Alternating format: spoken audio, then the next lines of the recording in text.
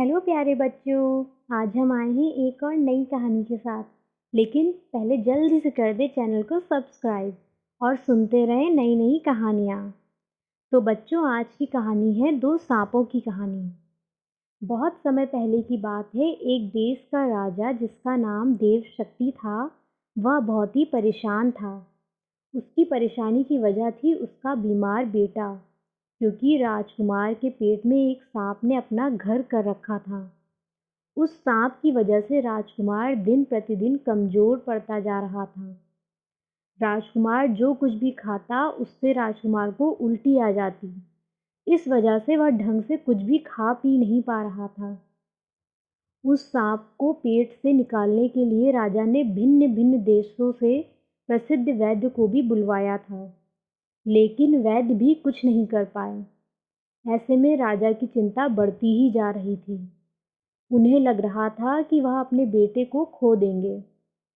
अपने पिता को इतना चिंतित होता देख वह राजकुमार परेशान हो गया था। उसने निर्णय लिया था कि वह यहाँ से चला जाएगा, ताकि उसके पिता को ज़्यादा तकलीफ ना हो। राजकुमार उस देश से भाग गया और अपने पड़ोसी देश में जाकर रहने लगा। वह पड़ोसी देश के एक मंदिर में भिखारी की तरह रहने लगा। जिस देश में वह राजकुमार गया था, उस देश के राजा का नाम बलि था। राजा की दो बेटियां भी थीं, जो अपने पिता से बहुत प्यार करती थीं। एक दिन जब राजा बलि बगीचे में टहल रहे थे, तब उसकी पहली बेटी ने आकर उनसे कहा, मेरे पिताजी इस देश के सबसे महान राजा हैं। उनकी वजह से ही सब कुछ है।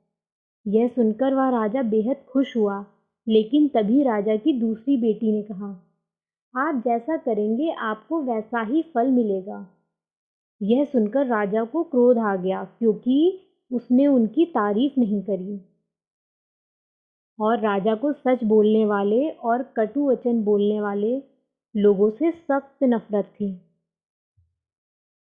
इस वजह से राजा ने सजा के तौर पर अपनी दूसरी बेटी का विवाह एक भिखारी से करा दिया, और वह भिखारी कोई और नहीं बल्कि मंदिर का भिखारी राजकुमार था। शादी हो जाने के बाद राजकुमारी ने उस भिखारी को ही अपना पति माना और उसकी सेवा करने लगी। वह उसका अच्छे से ध्यान रखती थी, लेकिन उसे यह नहीं पता था कि उसका पति एक राजकुमार है, जो कि एक बीमारी के चलते यहाँ आ गया है। उसके पति के पेट में एक सांप है। राजकुमार ने सोचा कि मंदिर में उन दोनों का रहना ठीक नहीं है, क्योंकि उसके साथ अब उसकी पत्नी भी है। इस वजह से उसने मंदिर को छोड़कर किसी और जगह जाने का सोचा। ऐसे में वह अपनी पत्नी के साथ दूसरी जगह की तलाश में निकल गया। चलते चलते राजकुमार को प्यास लगी और वह बहुत कमज़ोर महसूस करने लगा। कमजोरी की वजह से वह बेहोश हो गया। ऐसे में उसकी पत्नी भी घबरा गई। उसने अपने पति को पास के पेड़ में टिका दिया और पानी लेने के लिए चली गई। आस-पास वहाँ कोई भी नहीं था। तभी राजकुमार के पेट से वह सांप निकला। वह उसके मुंह के सामने आ गया और वहाँ से बाहर देखने लगा। तभी पास के एक बिल से दूसरा सांप निकला और वे दोनों आपस में बातें करने लगे।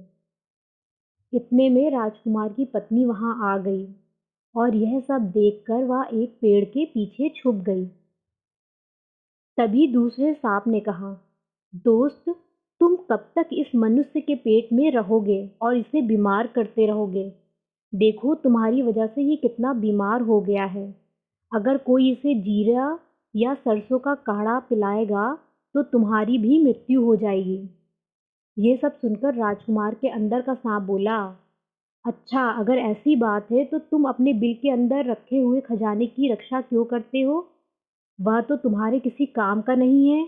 अगर कोई मनुष्य आकर तुम्हारे बिल में गरम तेल डालेगा तो तुम्हारी मृत्यु हो जाएगी। फिर वह सारा खजाना ले सकता है।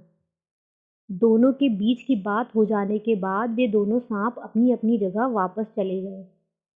इसके बाद राजकुमार की पत्नी राजकुमार को एक सुरक्षित जगह पर ले गई और सबसे पहले उसने अपने पति को जीरा और सरसों का काढ़ा पिलाया। काढ़ा पी लेने के बाद राजकुमार के अंदर का सांप मर गया और राजकुमार धीरे धीरे बेहतर होने लगा। अब राजकुमार की सेहत भी ठीक होने लगी। कुछ दिनों बाद राजकुमार की पत्नी ने गरम गरम तेल उस सांप के बिल में डाल दिया जिस बिल पर खजाना था।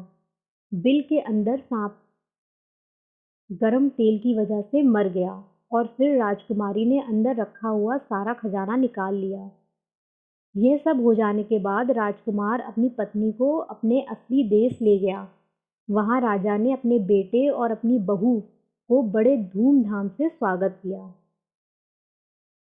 इस कहानी से हमें यह सीख मिलती है कि हमारे जीवन में कुछ ऐसे भी लोग होते हैं जो हम पर आश्रित होते हैं और हमारा ही बुरा करते रहते हैं, जैसे कि वह सांप राजकुमार के पेट में रहकर उसका ही विनाश कर रहा था।